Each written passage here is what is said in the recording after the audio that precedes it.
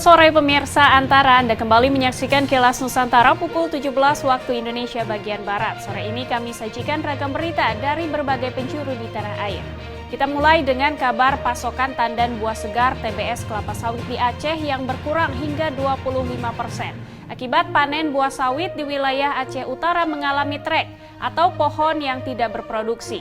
Hal ini disebabkan oleh peralihan musim dari musim panas ke musim hujan. TBS kelapa sawit pemirsa digunakan untuk produksi minyak sawit mentah atau CPO. Sementara ada penurunan produksi di Aceh, di Temanggung, Jawa Tengah justru ada kabar baik pemirsa. Petani tembakau setempat berhasil mengembangkan tanaman padi organik dengan sistem tanam jajar legowo. Selain meningkatkan kesuburan tanah, sistem tanam ini juga terbukti meningkatkan hasil panen dibandingkan dengan sistem konvensional. Dari kabar pertanian, kita beralih ke dunia kuliner. Belakangan santer terdengar istilah kroffel yang tersaji di menu banyak kafe. Pastry bertekstur renyah di luar dan lembut di dalam ini ternyata bisa membuat penikmat kuliner ketagihan. Kita simak seperti apa cita rasa kudapan kekinian ini dalam tayangan berikut. Tingginya permintaan crude palm oil CPO atau minyak sawit mentah secara nasional membuat pengaruh harga tandan buah segar TBS sawit mengalami kenaikan harga hingga Rp3.000 per kilogram Jumat 26 November. Kenaikan ini disebabkan faktor kurangnya pasokan atau produksi tandan buah segar di tingkat petani maupun pengepul akibat musim trek atau masa di mana pohon kelapa sawit tidak berproduksi yang berpengaruh faktor peralihan musim panas ke musim hujan. Penurunan angka panen ini menyebabkan produksi minyak sawit mentah di sejumlah perusahaan kelapa sawit mengalami penurunan produksi. Dampak ini dirasakan oleh salah satu perusahaan pabrik kelapa sawit milik PT IKA Bina Agrowisesa IBAS yang rata-rata mampu menampung 700 ton TBS per harinya. Namun dalam musim trek ini, para pengepul hanya mampu mensuplai 500 ton TBS per hari. Jumlah ini mempengaruhi produksi minyak sawit mentah yang rata-rata berkisar 124 ton turun hingga 90 ton per hari. Selain itu, peralihan musim kering ke hujan juga mempengaruhi kualitas TBS yang meningkat kadar airnya, sehingga kualitas TBS berkurang hingga 17% dari jumlah TBS kering. Petani kita ini begini, ini sedang musim trek. Begitu musim trek kan kekurangan daripada penghasil buah kita produksinya. Jadi peningkatannya permintaan semakin tinggi. Jadi harga dipermainkan oleh pasar. Biasa 700 ton itu rata-rata sekarang hanya main di 400 ton sampai 500. Jadi kehilangan 200 juga kita musim trek. Perusahaan pabrik kelapa sawit tersebut saat ini hanya menampung hasil panen petani di kawasan Aceh Utara dan wilayah Biren. Hasil produksi minyak sawit mentah ini akan disalurkan ke perusahaan minyak sawit di Sumatera Utara. Dari Aceh Utara, Aceh, Trifani, Kantor Berita Antara mewartakan. Para petani di Kabupaten Temanggung, Jawa Tengah berhasil mengembangkan tanaman padi organik dengan sistem tanam jajar legowo. Luas lahan pertanian untuk pengembangan padi organik dengan sistem jajar legowo di Kabupaten Temanggung sebanyak 150 hektar. Jumlah itu tersebar di seluruh kecamatan dan salah satunya di Desa Plosogeden, Kecamatan Candiroto. Selain untuk menjaga dan meningkatkan kesuburan tanah karena menggunakan pupuk organik, sistem jajar legowo ini terbukti lebih meningkatkan hasil panen daripada sistem konvensional atau tradisional yang biasa diterapkan para petani. Salah seorang petani bernama Purnomo Adi Santoso Jumat 26 November mengatakan, di lahan 1 hektar produktivitas padi dengan sistem jajar legowo dapat mencapai 9 ton. Jumlah tersebut lebih banyak 3 ton dari sistem konvensional atau tradisional yang hanya 6 ton. Terkait hal ini, Wakil Bupati Temanggung Heri Ibnu Wibowo mengatakan, keberhasilan pengembangan padi organik harus terus dipertahankan dan ditingkatkan di masa mendatang, sehingga program tersebut dapat mensejahterakan para petani di Temanggung. Kita sudah mencoba untuk melakukan percobaan yang pertama dan ini yang kedua kalinya kita tanam, yaitu dari estimasi 1 hektar itu bisa mencapai 9 ton per hektarnya dengan sistem jajar legowo dan juga dengan perlakuan organik. Jadi dari sistem tanam ini kami sudah tidak lagi menggunakan pupuk kimia. Sehingga dengan hasil organik ini, satu, kesuburan tanah akan tetap terjaga karena sekarang dengan sudah terlalu banyak zat kimia yang terserap di tanah sehingga menjadikan tanah tidak sehat lagi. Satu, kita akan menggunakan tanah organik kembali kemudian juga hasilnya pun akan bisa menambah kesejahteraan masyarakat.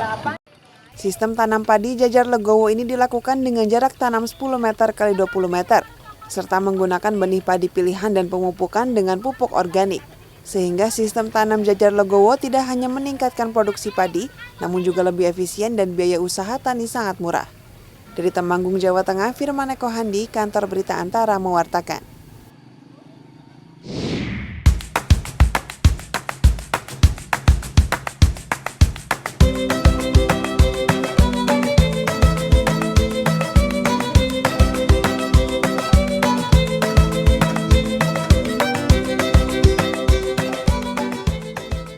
Belakangan ini dunia kuliner terus mengalami perkembangan dan selalu ada tren yang bermunculan hingga menciptakan aneka kuliner kekinian yang populer. Salah satunya adalah kroffel yang menjadi salah satu jenis makanan penutup baru sekaligus inovasi dalam menikmati kudapan asal negara Prancis berbentuk bulan sabit yang dikenal dengan nama croissant. Ya, kroffel, dari namanya saja kita sudah tak asing, bukan? Pasalnya itu merupakan perpaduan dari kata croissant dan waffle. Baik croissant maupun waffle, keduanya terkenal sebagai sarapan ala barat. Kroffel sendiri merupakan kudapan manis yang berbahan dasar seperti croissant, namun diolah di atas cetakan layaknya membuat sebuah waffle. Perpaduan pastry yang renyah dan teksturnya yang lembut dengan cita rasa yang manis membuat penikmat kroffel selalu ketagihan. Kroffel pun bisa dinikmati dengan beragam tambahan pemanis seperti saus coklat dan saus karamel. Sebagaimana kroffel yang ada di salah satu bakery yang selalu ramai pengunjung ini. Halo pemirsa, kali ini saya sedang berada di salah satu outlet kroffel terkenal nih, apalagi kalau bukan Bakerman. Nah, untuk mengetahui kroffel lebih jauh lagi, saya sedang berada bersama marketing support dari Bakerman, yaitu Mbak Nurul. Halo Mbak Nurul. Halo Mbak Nurul. Baik-baik. Saya mau nanya-nanya sedikit nih Mbak terkait tentang kroffel. Ini kenapa sih Mbak kira-kira dinamakan kroffel? Kroffel itu sendiri tuh terdiri dari dua kata, which is croissant dan waffle, yang dimana kita mengambil konsep mungkin yang biasanya croissant itu lebih di baking seperti biasa lalu disajikan kepada para customer, tapi di sini kita mengambil konsep yang dimana croissant kita itu di-press terlebih dahulu baru kita sajikan kepada customer kita. Dari situlah terbentuk yang namanya kroffel. Jadi dengan konsepnya croissant dan waffle. Mbak Nurul, boleh dijelasin sedikit nggak terkait dengan kroffel ini tuh apa sih? Kroffel kita ini memang dibuatnya menggunakan best quality ingredients dari yang kita punya juga, sehingga menghasilkan produk si kroffel kita yang sangat crunchy di bagian luar dan juga lembut di bagian dalam. Kemudian kan konsep yang digunakan oleh Bakerman ini kan adalah artisan bakehouse. Kira-kira artisan bakehouse ini apa Mbak? Sebetulnya lebih ke konsep kita. Jadi kita memiliki konsep yaitu artisanal bakehouse, yang dimana artisanal bakehouse ini kita membuat produk kita secara tradisional, secara handcraft by our chef, dengan menggunakan best ingredients yang kita punya, sehingga kita dapat menghasilkan produk yang sangat spesial. Kalau misalnya menu favorit yang ada di Bakerman ini apa nih? Kita punya menu bestseller kroffel kita itu ada salted caramel, kaya toast, ovomaltine. Nah pemirsa, itu tadi perbincangan saya bersama marketing support dari Bakerman Mbak Nurul. Dan 3 varian favorit dari Bakerman ini bisa menjadi pilihan Anda untuk bersantai bersama keluarga maupun teman. Dari Jakarta, Putri Hanifah, Egan Surya Hartaiji, Kantor Berita Antara mewartakan.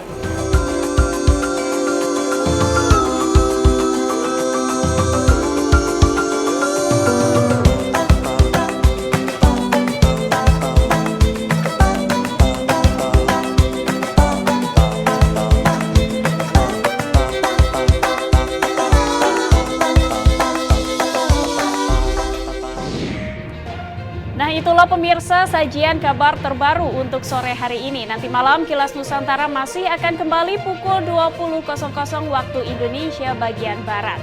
Terima kasih dan sampai jumpa.